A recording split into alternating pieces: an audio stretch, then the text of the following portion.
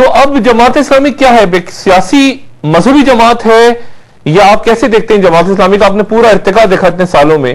اور اب یعنی ہم کس طرح سے دیکھیں جیسے باقی پارٹیاں ہیں اس طرح جماعت اسلامی بھی ایک پارٹی ہے جو مذہب جن کا ایک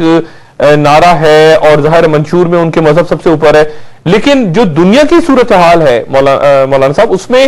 کہاں جماعت اسلامی اس وقت کھڑی ہے؟ ایک عالمگیر تحریک ایک زمانے میں ہم سمجھتے تھے، اور جو پرانا لٹریچر مولانا مودودی صاحب کا بھی ہر جگہ کوٹ ہوتا تھا،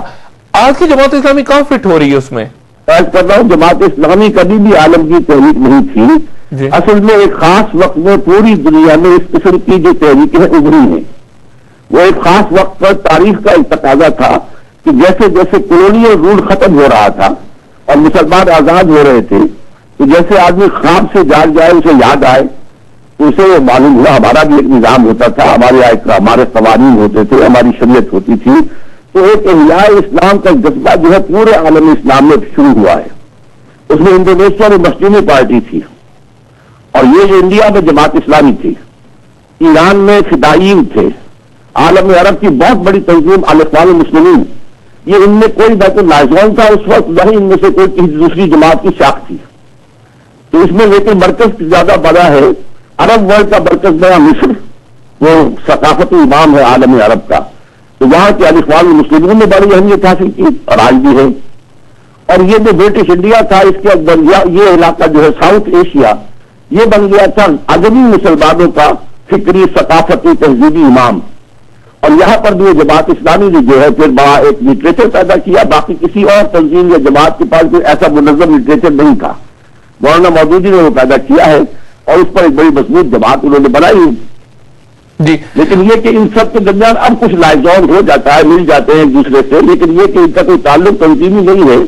اور یہ اپنی اپنی جگہ پر مسلمی کا نام تو سننے میں نہیں آتا، فدائیین بھی ختم ہو چکے ہیں، الاخوان زندہ ہے، جماعت اسلامی زندہ ہے۔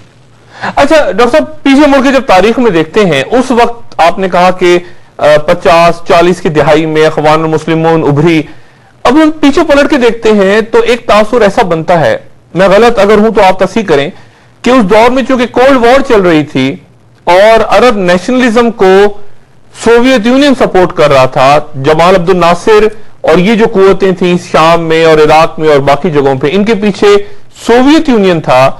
تو اس لیے یہ جو مذہبی قوتیں تھیں، اسلامی قوتیں، ان کو کسی طرح سے امریکہ نے یا مغرب نے ان کو سپورٹ کیا،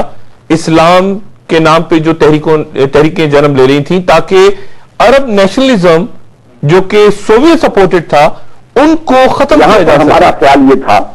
کہ یہ جو کولڈ وار ہو رہی ہے اس میں ایک طرف خالص کفر ہے، خالص الحادیت، خالص مادیت، مذہب کا انکار، مذہب کی شعائر کی ختم، اور سینٹرل ایشیا میں جب یہ آئے ہیں تو مسجدیں انہوں نے ختم کی، مدرسے انہوں نے بند کیے، تو یہ گویا کہ مذہب دشمن لوگ تھے۔ ظاہر بات ہے ویسٹ جو ہے وہ مذہب دشمن نہیں تھا بنیادی طور پر، کرسچنس تھے، ان کے چرچز بھی تھے، ان کے سارے معاملات تھے، خدا کو مانتے تھے، بائبل کو مانتے تھے، تو ایک تو پریفرنس کی وجہ یہ ہو گئی تھی یہاں کے ذہنوں میں۔ البتہ یہ کہ جو عالم ممالک کے جو معاملہ جو ہو رہا تھا وہاں خاص طور پر اسرائیل کا جو معاملہ امریکہ نے شروع کر دیا تھا اس کا شدید رد عمل پیدا ہو چکا تھا، اس کے نتیجے میں اس کے رد عمل میں عرب نیشنلزم کی تحریک اٹھی ہے۔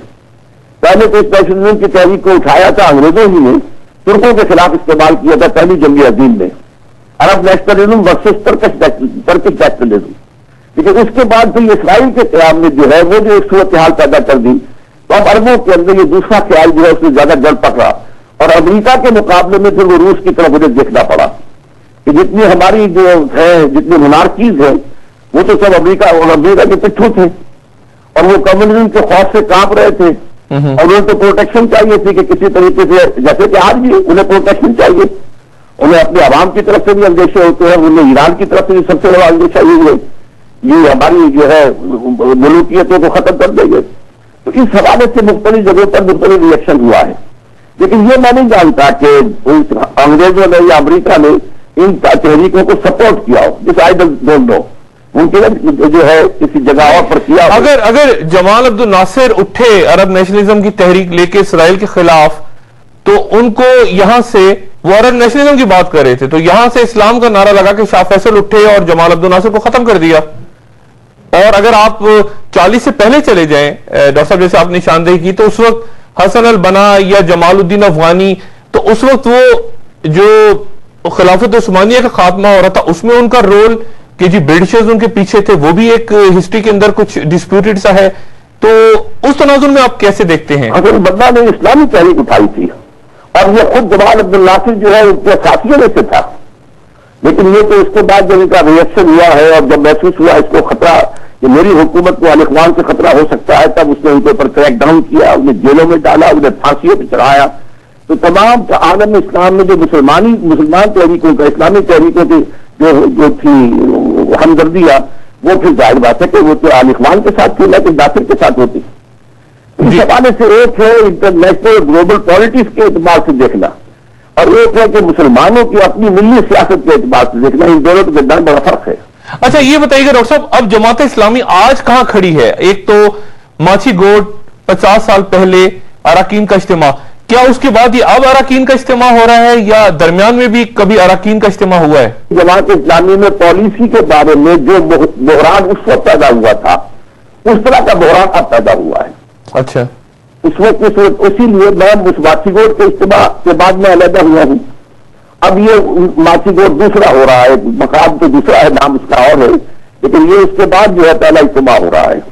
اچھا، اور آپ کو کیا لگتا ہے قاضی حسین احمد صاحب جو ہیں وہ اب امارت سے الگ ہو رہے ہیں اپنی طبیعت خراب ہونے کے باعث، اور نئے امیر آئیں گے، کیا تنقید ہوگی، کیا ہوگا، کیا